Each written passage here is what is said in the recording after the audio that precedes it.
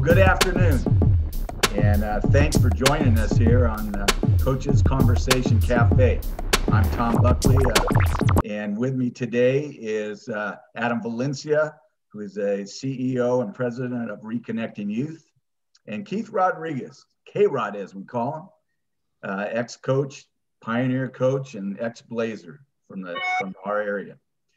Hey, before I introduce our guest today, I want to apologize to our listeners and viewers for last week. We had some technical issues. We couldn't record for some reason. So we had Marcus Martinez from Fellowship of Christian Athletes on, and we were not able to get that recorded. So we had to show a rerun last week. So we'll have Marcus back on later again, but I want to apologize to you guys, and hopefully that doesn't happen again. Well, today we're excited to have Clarke Hammond here with us today, and he is the area director of Young Life. And Young Life is a big part of a lot of high schools around. And I know at Golden West High School, Young Life has always been big. In fact, Adam and Keith were part of Young Life when they went through Golden West as young boys back in the 80s. So not that long ago. Not that long ago, huh? Well, it seemed long ago to me. Yeah. But anyway, we're excited to have Clarke here today. And Clarke, we want to have you talk a little bit, just first of all, about your background, you know, where you're from, what high school you went to, and any sports or activities you did and that you were involved in when you were in high school. All right. Well, thanks, Tom. I'm glad to be here. Thanks for inviting me on. I am Visalia born. Well, actually, I wasn't born in Visalia, but I got here, as Texans say, I got here as quick as I could. But I grew up in Visalia, kindergarten all the way through high school. I went to Divisadero and Mount Whitney, and I graduated in 2001. If you can do the math, that makes me in my late 30s, almost got there to the 40s. Oh, like mine and Adam's age almost. Yeah. Yeah, you actually got us by a couple of years, Clarke. Yeah. All right. And as far as sports go, I was involved in cross country, soccer, and tennis. So I was three-sport athlete. Coach Rudolph. I did cross country my earlier high school career to get me ready for soccer, because I loved playing soccer. Found out I wasn't as good at soccer as I thought I was, but I really enjoyed playing. And tennis was the thing that I excelled at most. And I had Coach Burns. All right. So, yeah. Coach Rudolph is a legend, Mount Whitney. He's a great coach. Really is. Remember all our Steve Prefontaine shirts that we wore. He made us run through all the orchards that are now houses. You know, we'd have to, every Monday we had to run from Mount Whitney to Mooney's Grove Park. And then we would run 3 miles in the park, and then we'd have to run back. Oh. And he would just drive and meet us there and tell us what to do. One time, one of the owners of the orchards, I don't think we were supposed to be running through the orchards. They let the dogs out on us. So, and I'm not talking about the song either. I was going to say, that's where the song came up then, right? Yeah. Who let the dogs out? Yeah. Oh, boy. For real. One of the guys got holed up in a tree, and we had to figure that out. But yeah, That's great. So tell us, Clarke, tell us how you got involved with Young Life. Where did that start?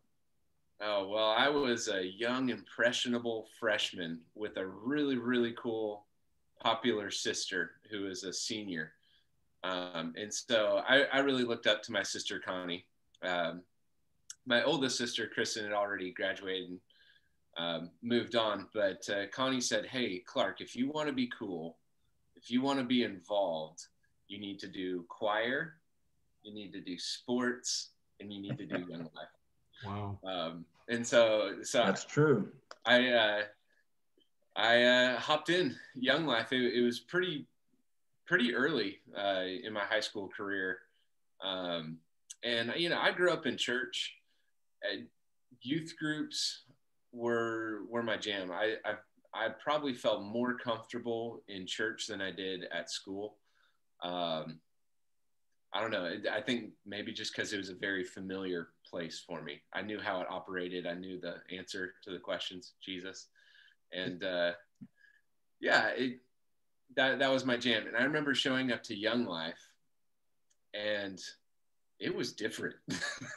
It was not youth group in the sense of like, all right, this is the church. This was the party crowd. This was the smokers. These were the popular kids. It had nothing to do with youth group, or, you know, and some did. But it was just it was great. It was a mix of all kinds of people. And I remember showing up the first time and feeling kind of out of place. One, I was a scrawny little freshman. And two, it just wasn't my normal environment. But as the night went on, I felt approached, loved by my leaders, welcomed by my leaders. I played some foosball, played some games. We sung some weird songs. It was kind of this weird whole thing. But I remember leaving and thinking, you know, I want to come back. I think this is a place that Jesus would hang out, you know? So I kept coming back and started kidnapping my friends to take them to the club too. And that's when we would show up at a friend's house.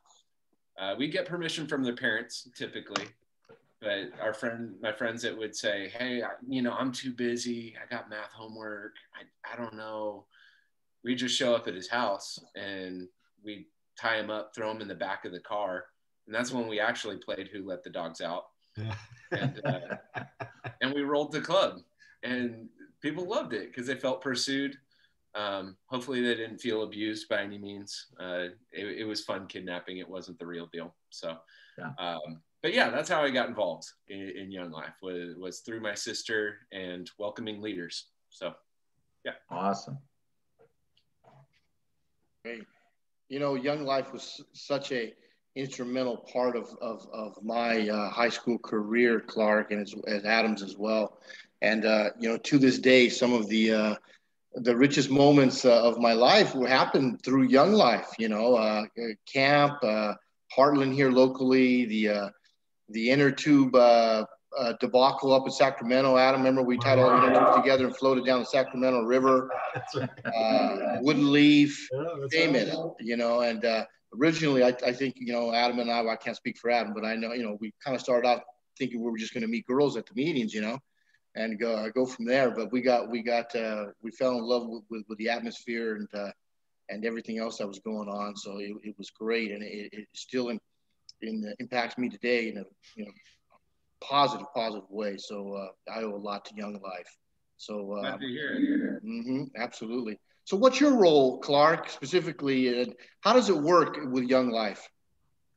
Well, I'm the area director for Young Life Tulare County.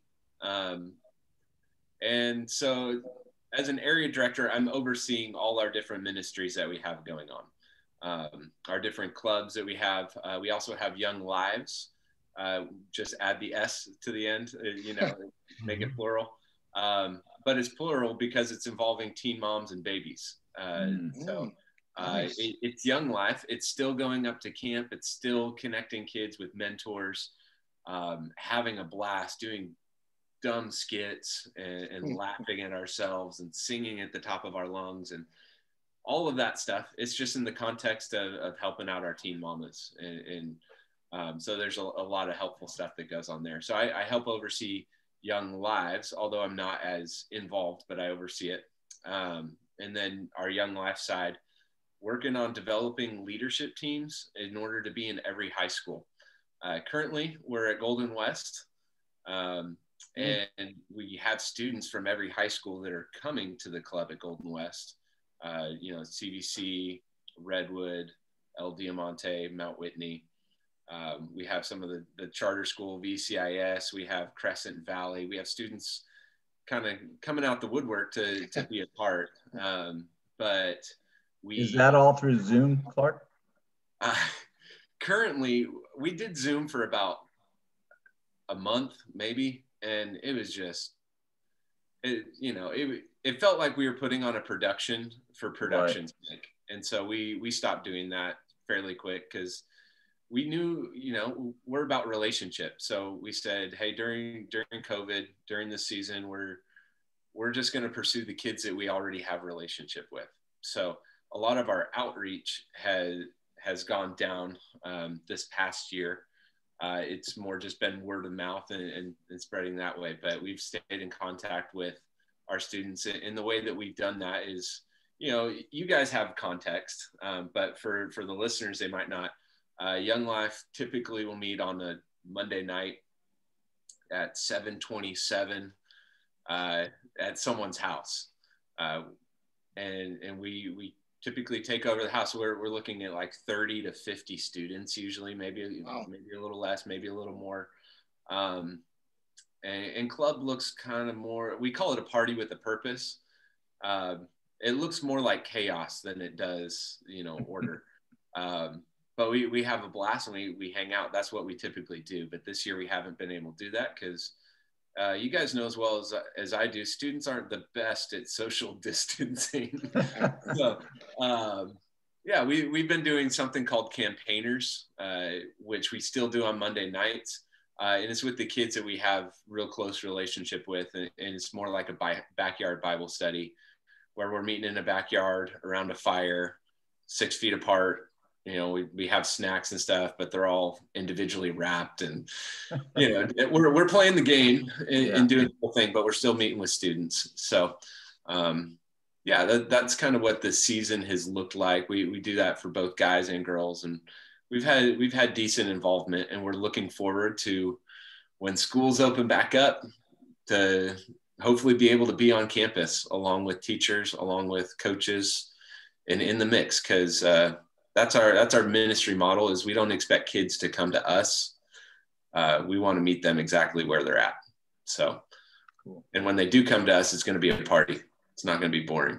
Yeah. Yeah. Well, that's great. I mean, Clarke, again, we certainly appreciate you being on with us. And as Keith mentioned, Young Life played a real significant role in our lives. Our high school years were, they went by. Obviously, we know how fast they went by really quickly for us. But I would say that some of our fondest memories were definitely, Heartland, Woodleaf. I mean, those were, just classic, great stories. And we rolled deep. When I say we rolled deep, Golden West had a big showing. I mean, no matter where we were at, male and female, students from all grades and ages, and it was the place to be. And so we really enjoyed that time. And again, gentlemen that really made differences in our lives. We always refer to Tim Ainley. Tim Ainley was legendary for us, and someone that really guided us. Keith and I, we were athletes, and Coach Ainley was right there front and center, helping us along the way. And Dave Hansen, gosh, they just roll right off. We just love those guys. And to this day, we think about them, we talk about them. So, just having you today is a big deal for us. We're always here to support. And one of the things that we've talked about is, in general, how are you funded? How can we support you in the future with the work that you're doing? I understand it's about numbers. We understand the importance of getting students. It's recruitment and retention. But what source of funding do you get and receive? And looking down the road, how can we support you? Yeah. So we're a religious nonprofit, so we're not receiving grants and things to be in the schools. We're funded by the community. If the community doesn't want us here, then we wouldn't exist. Young Life is a national program, and we have national oversight and training and all of that stuff, which I'm very thankful for. But every area is funded by the community. And so local churches give, individuals give, businesses, local businesses, they say, hey, we see this as a value. And so we're very blessed to occupy that space and to have people support us. So how you can support us, obviously, we'll take your money for sure. Right. We put it to good use as a nonprofit. It helps us keep the lights on, although I don't have the lights on in here. It's just better lighting if I have the backlighting thing. Yeah. So we're fine. But that's great. It does help us keep the lights on, pay rent, and do those things. But more so, it helps us to raise up more leaders, to train leaders, to have them at the next school. Because we want to be, ultimately, we're Young Life Tulare County. So I have a deep heart for Visalia, but we want to, I mean, we got like 18 to 20 different schools that we could be in Tulare County. You're counting Porterville and Tulare and Early Mart. I mean, in Cutler Rossi, we have some stuff going on in Cutler Rossi. I mean, you can think of every community that has a junior high and a high school. We want to be in it. And money helps us get there, but sure. A big thing that we need is leaders. We need partnerships with teachers. We need partnerships with people who have a heart already for students. And honestly, people who aren't weird. Right.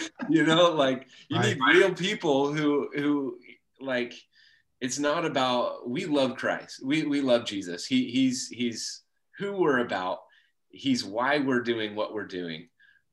But man, sometimes we got to learn how to have a normal conversation and just value people for who they are. Right. Right. Before we're saying, hey, do you know Jesus? Like Right. we do it because Jesus loved us first. And, you know, I've heard it said Christianity is gratitude, like that. It's grace.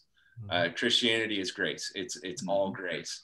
And any service that we do is out of gratitude.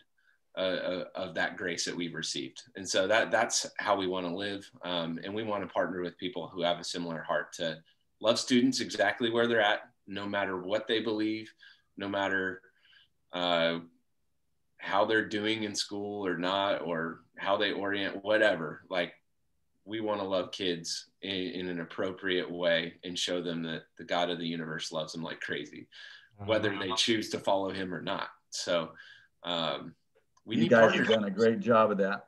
Hey, do you still have your golf tournament that you guys did for a fundraiser? Or is that kind of on the back burner because of COVID? Well, it's funny. We do have a regional golf tournament that I actually just backed out of to give more spots to other areas, because I was going to be the only guy signed up. It was going to be at La Prisma down in Lompoc, a nice windy day of golf. Yeah. And that was a setup more like sponsor a golfer, you know. Right. So we ended up not doing that, but we're looking at doing our own golf tournament, maybe late May.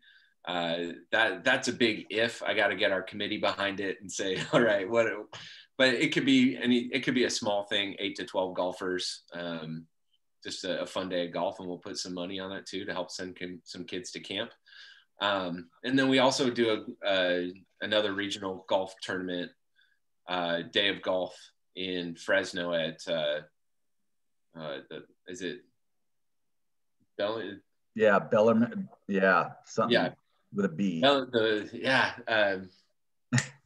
Bellingham, maybe, I don't know. It's a public course up there. I know the last guy that won the Masters, I think, played there, or at least they claimed him. I saw a big poster when I was up there. But we do that in the fall as well. So, as far as sporting fundraisers, golf is probably the way that we go.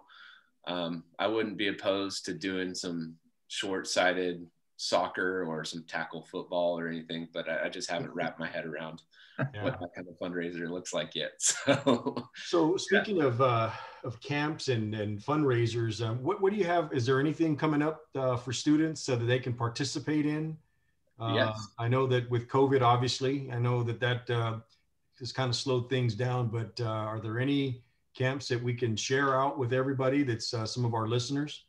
Yeah, we are planning on it. Last year we didn't do camp. We did some small experiences with the students that we knew. But last year that was at the height of everything. So there just wasn't a way to pull off camp. But the plan this summer is Woodleaf is actually offline because there's like a $40 million updates that they're doing. So there's the new summer staff and work crew lodges. The whole outpost in the middle of camp is getting a huge facelift. You guys have been to Woodleaf. It's like the best place. It's amazing. I love our camps. Young Life does not do camp poorly by any shape of the imagination.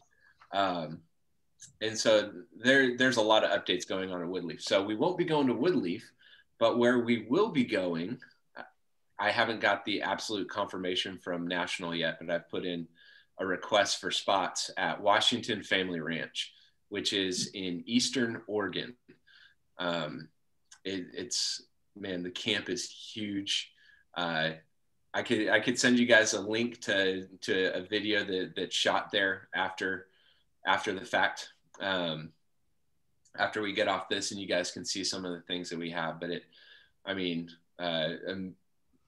amazing facilities, and the program, and just the opportunity to retreat with students is what we want to do. So we're looking right after summer school, so late July. The district only gives us about a week and a half to 2 weeks to figure out things to not trample on summer school, because summer school ends July 15th, and then school starts up August 12th. So we're going to camp sometime in between there. I don't have the official dates yet, but if people want to check it out, you can go to Young Life or Tulare-County.younglife.org. And that's where we'll be putting all our camp dates and things like that. You also asked about fundraisers. I buried the lead on this. We are in the midst of doing our at-home banquets. So we normally do a 400-person banquet, and we do something called the dessert dash, where people are tripping over each other to get their dessert, and it's hilarious. We're not doing that because, 400 people gathering kind of raises some eyebrows. So we're saying throw a party for Young Life at your house. And we shot a 15-minute video and said, don't make the video the whole night. Like, do something fun. Have a casino night, have a themed party, have a, movie night, or whatever you guys want to do with your friends. And then in the midst of it, say, hey, this is a fundraiser for Young Life. Go to yltulare-county.com, show the video, and there's an invitation for people to give and support. So that's what we currently have going on, other than golf tournaments and whatever else we're going to plan. What's the cost for students to attend the Washington family retreat? Washington Family Ranch. It is, actual cost is probably around $600 to $650 per camper. But because of the fundraisers that we do, because of our golf tournaments and banquets and things, we always try and cut the cost down. My goal this year is to get that cost down to around, $300, $350 for a student to go. So if somebody wanted to sponsor a camper, could they do it for $300, $350? Absolutely. Okay. They could give $350. Every little bit helps. And for kids, I'm sure as coaches, you guys get this concept. Money's hard to come by for a lot of our students. But sending a kid to camp for free, it's not helpful. So they might. So they kind of work, don't they? They work for some of it. They might get their whole camp paid for, but we're saying, hey, come help pull weeds. Come do some landscaping projects with us, or do something, because camp really is valuable. It's not just a handout that we're like, sure, you should come to camp with us. Like, camp is ridiculous, and so we always want some skin in the game, because it is something super valuable. So, but we are looking to undercut the cost, offset the cost for every student. And even if a student can't pay, we figure out how to do sweat equity or something like that. So. All right. Yeah. Well, we don't have a lot of time left, but is there anything else, Clarke, that if listeners, where if they want to donate, do they just go to Tulare CountyYoungLife.com, or where is there another place that they? The easiest place to go would be yltularecounty.com. So the letters Y, L, and then tularecounty.com.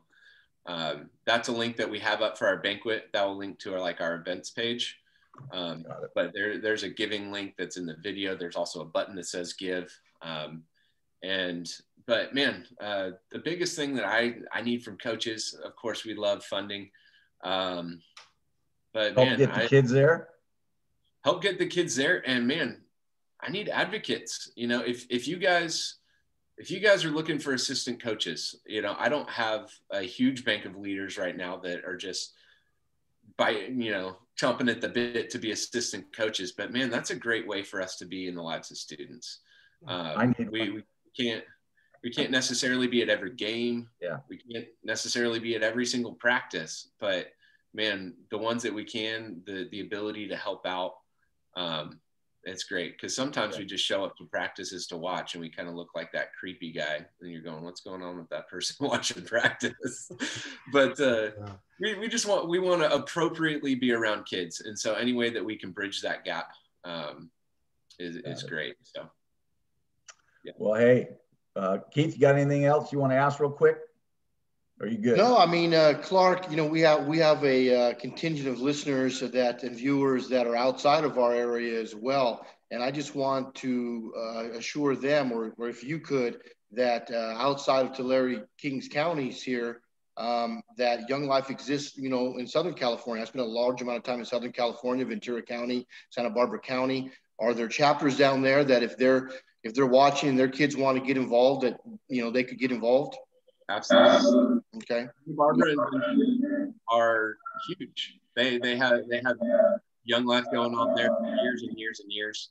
I mean, Young Life isn't in every single town in California, but typically if you can find it pretty easily. So we have a national website, just younglife.org. You could search on there. That might be the easiest starting point, or you could simply just contact me and say, hey, in California, can you connect me with the area director or someone who's doing Young Life here? And that's great. We can go it that way too.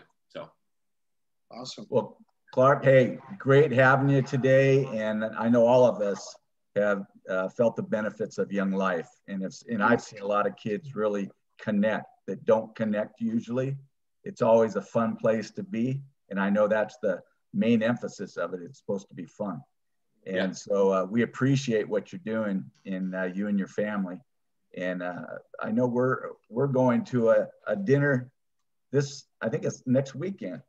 So having to do with that. So anyway, we appreciate what you're doing. And listeners, if you'd like to help Clarke out in any way, check out yltularecounty.com and look at ways that you might be able to help, whether you want to sponsor a kid or get involved somehow. It's a great organization. So I'd encourage you to do that. So anyway, until next Tuesday, we'll talk to you later. Thanks so much for coming. And I want to leave you with one of Coach Wooden's quotes. You know, he said, one of the things Coach Wooden said was the best competition that he ever had was against himself to become better. And that's what we all hope to do, is become better in what we're doing. So thanks again for joining us, and we'll see you next week.